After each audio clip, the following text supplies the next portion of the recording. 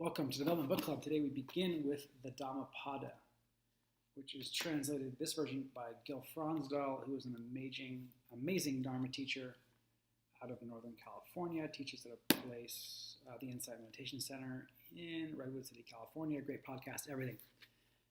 Let's hop into the Dhammapada. A few things is that it's organized into chapters based on themes. And there's a lot less said in introduction here than in previous books about where these suttas all come from. Given that, there's still some really cool stuff. So the first section is called Dichotomies, which Fronsdal notes could also be translated as pairs or twins. And the first two passages begin just like this. All experience is preceded by mind, led by mind, made by mind. Speak or act with a corrupted mind, and suffering follows, as the wagon wheel follows the hoof of the ox. Number 2, all experience is preceded by mind, led by mind, made by mind. Speak or act with a peaceful mind, and happiness follows, like a never-departing shadow. In the introduction, Fronsdal contrasts the opening of the Dhammapada, which I just read, with the opening of the Bible. He says, we might be alerted to this difference if we compare the beginning of the Dhammapada with the opening lines of the Bible, the book of Genesis, that is, which emphasizes God's role as creator and by extension, our reliance on God's power. In contrast, the first two verses of the Dhammapada emphasize the power of the human mind in shaping our lives and the importance and effectiveness of a person's own actions and choices. This theme reappears throughout the text, which will be to come. Some more cool passages from the twins or dichotomy section.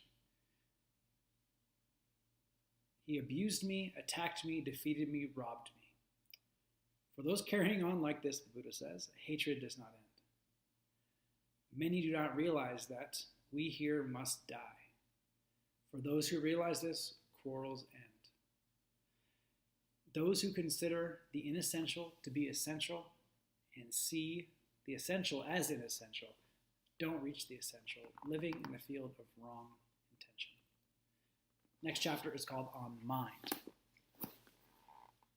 The Buddha says, whatever an enemy may do to an enemy, or haters one to another, far worse is the harm from one's own wrongly directed mind. Next sutta.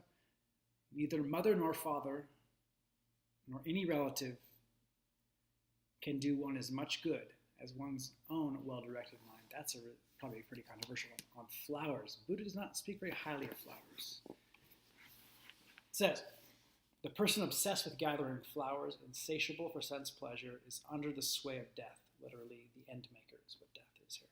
However, given this phrase, he also says, like a beautiful flower, brightly colored, but lacking scent, so are well-spoken words, fruitless when not carried out. I'll read that again. Like a beautiful flower, brightly colored, but lacking scent, so are well-spoken words, fruitless when not carried out. And one more cool one on flowers is that the scent of flowers, sandalwood, jasmine, rosebay, does not go against the wind, but the scent of a virtuous person travels against the wind. It spreads in all directions. And finally, one more on the flowers. As a sweet-smelling lotus, pleasing to the heart, may grow in a heap of rubbish discarded along the highway, so a disciple, the fully awakened one, shines with wisdom amid the rubbish heap of blind, common people. And finally, on the fool is the fifth section. And the word for fool here is bala, which literally means a young child who is not able to speak yet. A fool, associating with a sage, even if for a lifetime, will not more perceive the Dharma than a spoon will perceive the taste of soup. Next sutta says, a discerning person who associates with a sage, even if for a brief moment, will quickly perceive the Dharma, as the tongue perceives the taste of soup. We'll leave you with that for now. We'll continue next time with the Dhammapada. Thanks for watching.